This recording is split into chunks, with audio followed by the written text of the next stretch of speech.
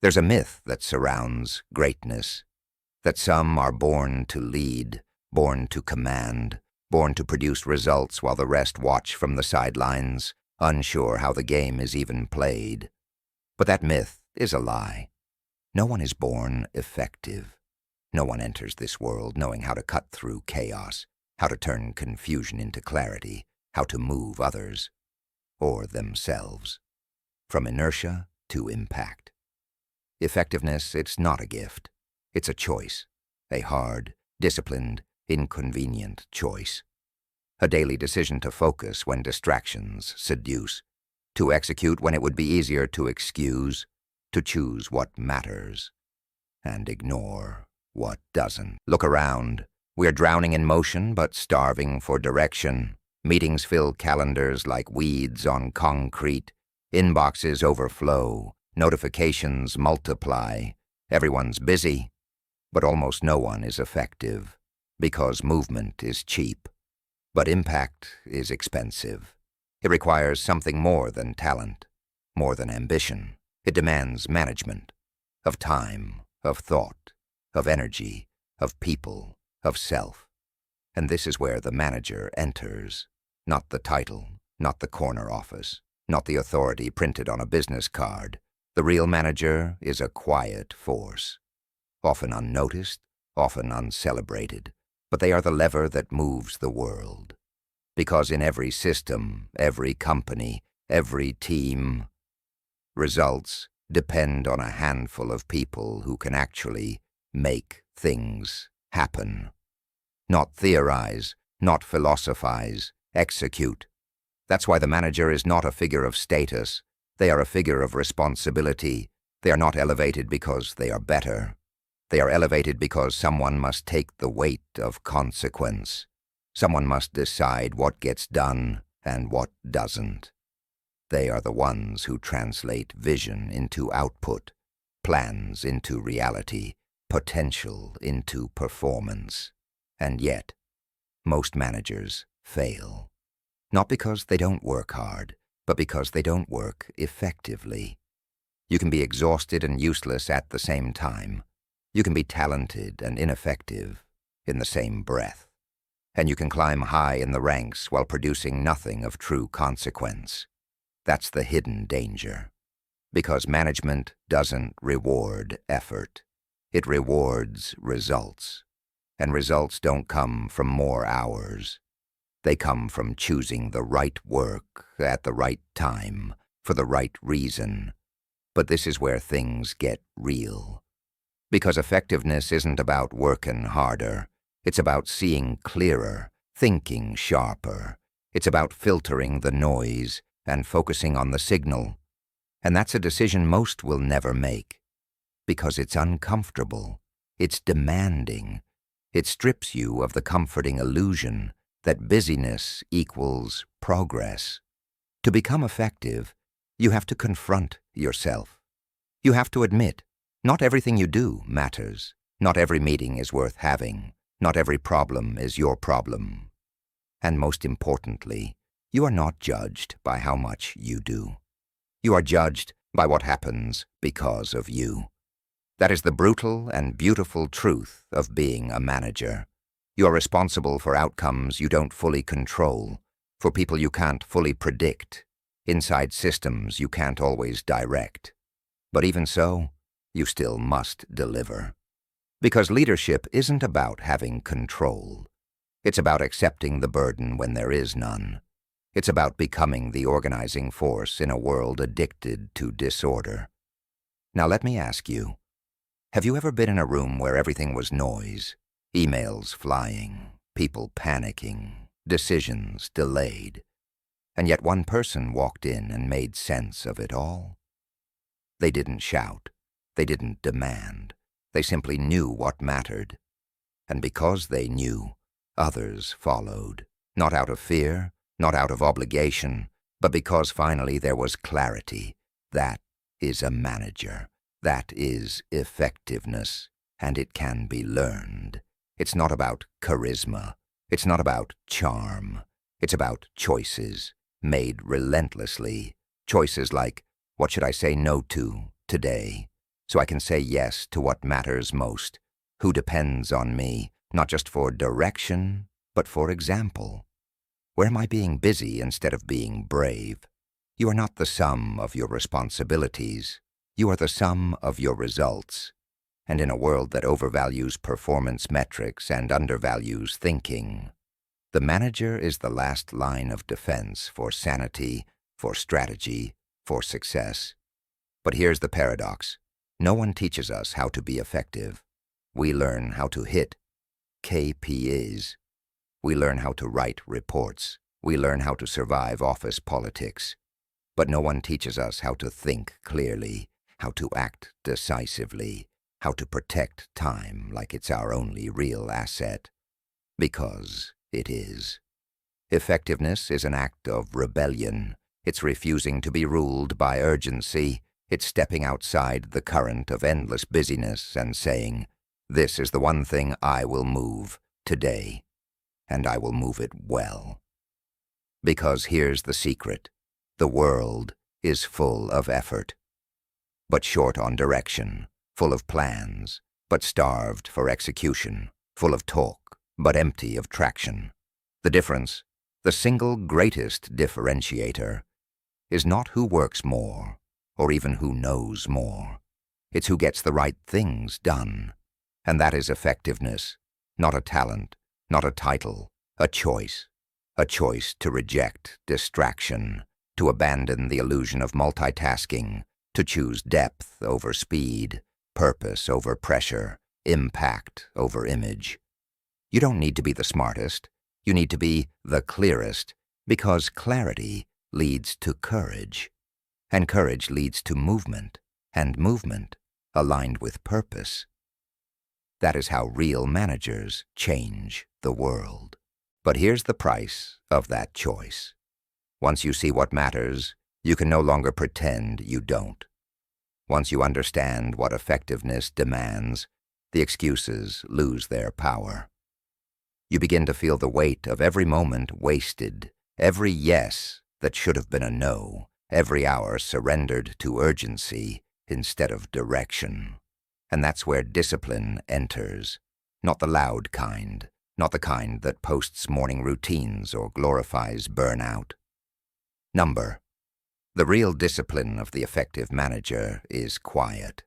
It shows up in the calendar, in the way they defend their time like territory, in the precision with which they say, "Not now, not this, not mine." Discipline is not about restriction.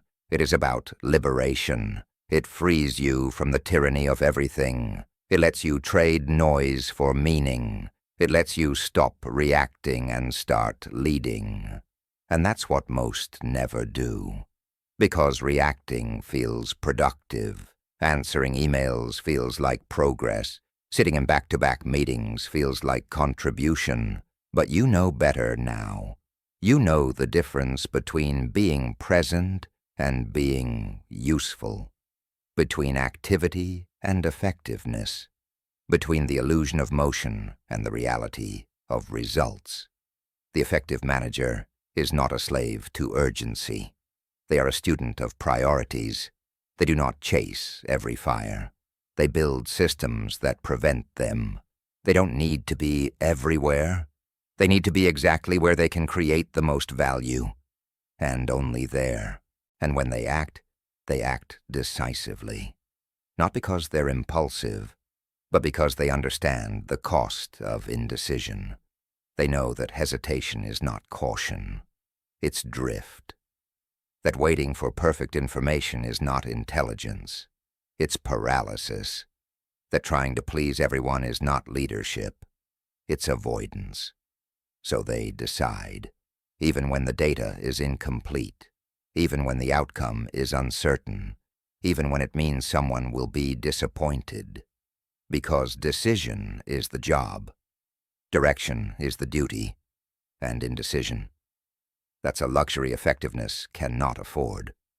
They don't get every decision right, but they get the right decisions made. And they learn fast. Because that's another thing no one tells you. The most effective people are not always the most experienced. They're the ones who learn fastest, who reflect hardest, who adapt the quickest. That's because they know something most people don't. Effectiveness isn't just about output. It's about leverage.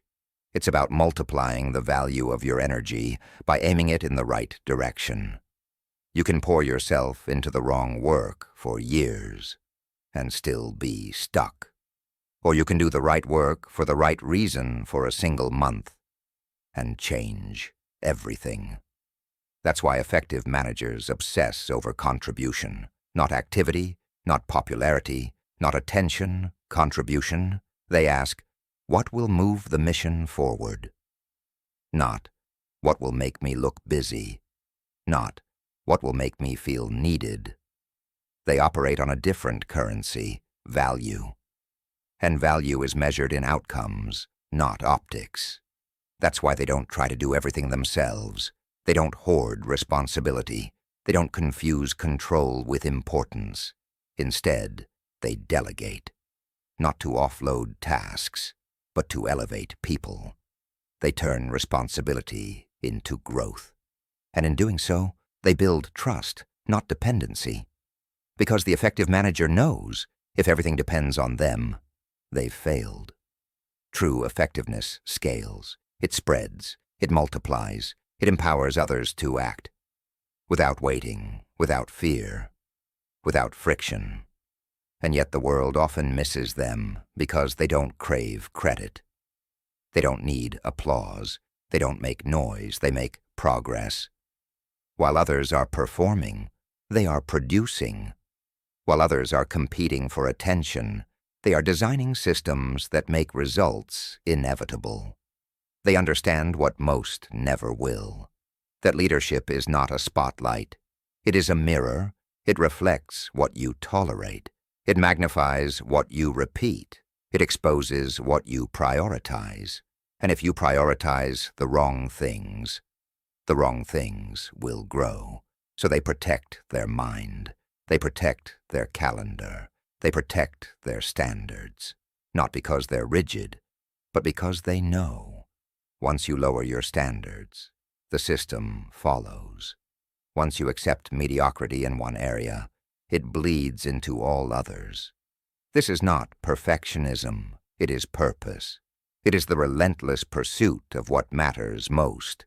Not for ego, not for applause, but because when you see what's at stake, you realize you don't have time for what doesn't matter.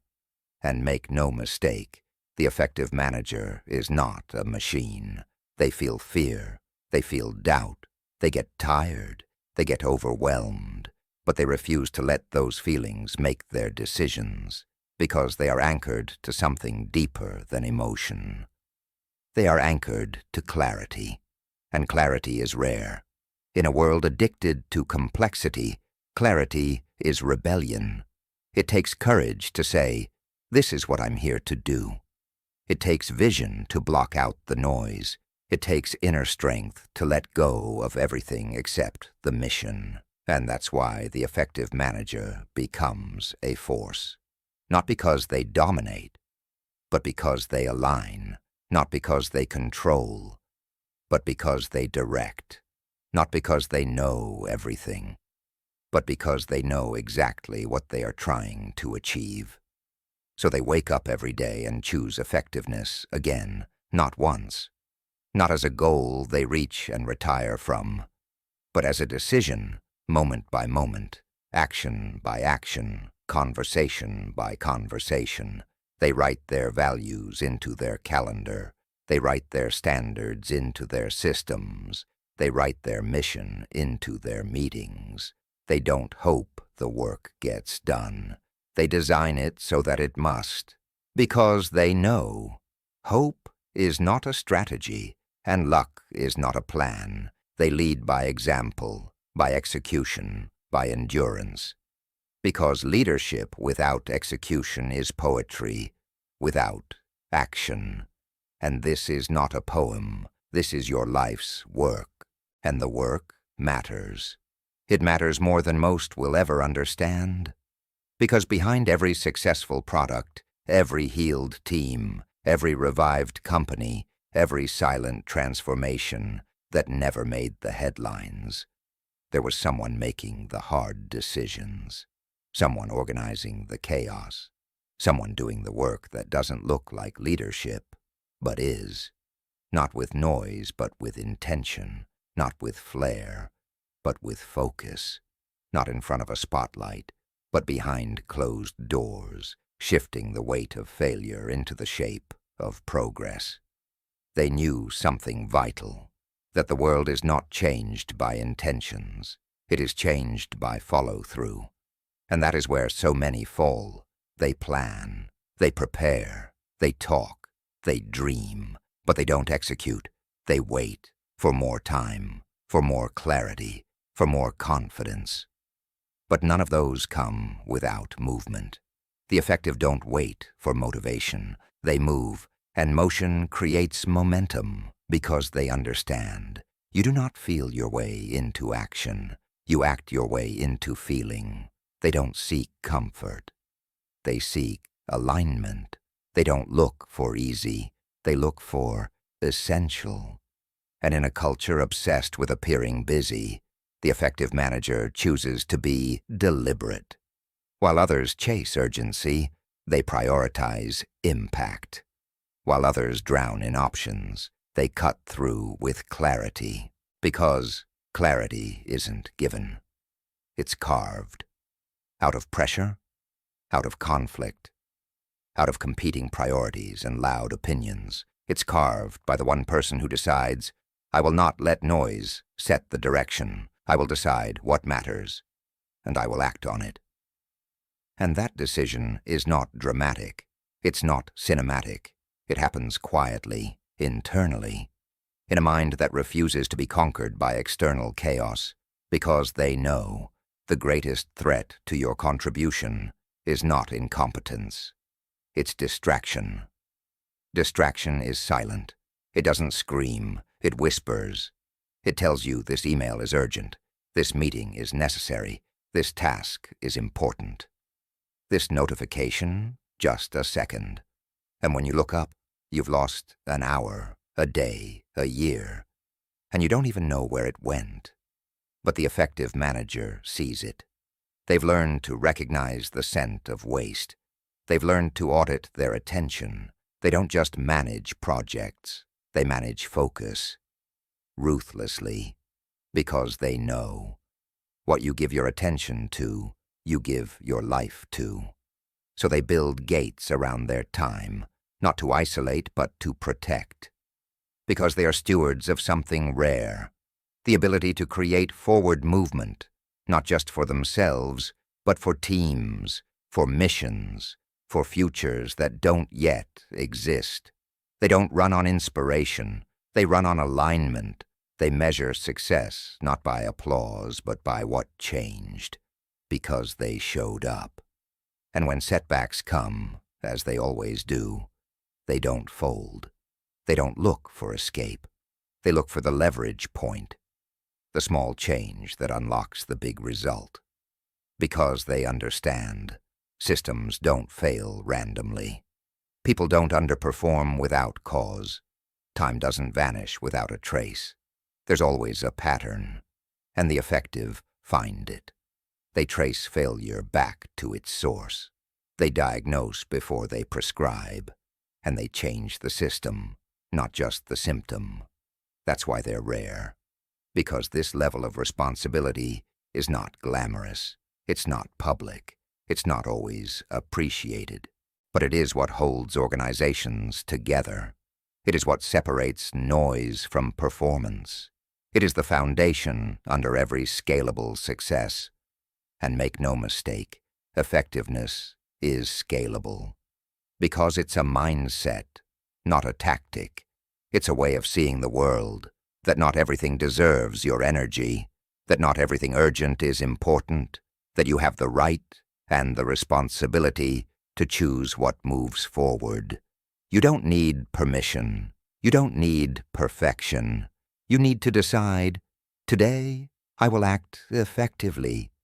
Not reactively, not passively, but intentionally. Because leadership is not about position. It's about permission, the kind you give yourself. The permission to think differently, to work differently, to lead differently, to stand in the middle of 1,000 swirling demands and say, this is what matters, and I will protect it with everything I have. That is the heartbeat of the effective manager. Not brilliance, not busyness, not bravado, but conviction. Conviction that their time matters, that their choices echo, that their work is not just a function, it is a force. And if they stay faithful to that force, if they keep choosing effectiveness over and over, they build something rare, something real, something that lasts long after they've moved on, because results don't lie. And effectiveness, once chosen, leaves a legacy louder than any words ever could. And legacy matters. Not the kind that's etched in stone, but the kind that's lived. In systems that work long after you've left. In people who perform better because of what you taught. In missions that outlast your presence but carry your fingerprints. Effectiveness is not about being remembered. It's about making things better, even if no one knows it was you. It's about building in silence what others only dream out loud. It's about living in alignment with what actually moves the world forward. Discipline, clarity, action, responsibility. Because the world does not need more noise. It needs people who can make things happen. People who don't just admire excellence but engineer it. People who don't wait for systems to work, but design them too. And if that sounds like pressure, good, because it is. But pressure is not the enemy. It is the invitation, the forge where intention becomes identity. Because what you consistently do becomes what you believe about yourself. And what you believe becomes how you lead. So stop waiting for someone to crown you with capacity. You're not waiting for permission. You're not waiting for a title. You're not waiting for the chaos to clear or the timing to feel right. You're already in it. You're already responsible. You already lead, whether by accident or design. And effectiveness is the difference between the two. It's not complicated, but it is hard, because it asks you to rise above comfort, to see your time as a contract with purpose, to see every yes as a promise, and every no as a stand for what matters more. It's not about having more hours. It's about owning the ones you already have. Every minute a decision, every task a test, every conversation a chance to clarify or confuse. And when you choose clarity again and again, in meetings, in planning, in conflict, in delegation, in reflection, you become the difference. Not just in outcomes, but in culture. Not just in what's produced, but in how people feel in your presence. Clearer, calmer, more capable. That is leadership. That is impact. That is the slow, invisible power of choosing effectiveness when no one's watching. And yes, there will be days when you fail, when clarity slips through your hands, when the urgent wins, when exhaustion drowns the mission. But you begin again. Because effectiveness isn't a destination, it's a direction. And you walk it every time you say, I will not trade what matters for what screams loudest. I will not confuse movement with meaning. I will not chase everything. I will move what matters most. That is the path, and it is walked by few. But those who walk it change more than metrics. They change the people around them. They change the systems they touch. They change what becomes possible for others. Not because they're born different, but because they chose differently. So choose today. Not to be busy, not to be liked, not to be perfect, but to be effective, to be precise, to be focused, to be useful, to be essential. Because the world needs less performance and more purpose, less noise and more movement, less ambition and more execution. Effectiveness is not a gift. It's a choice.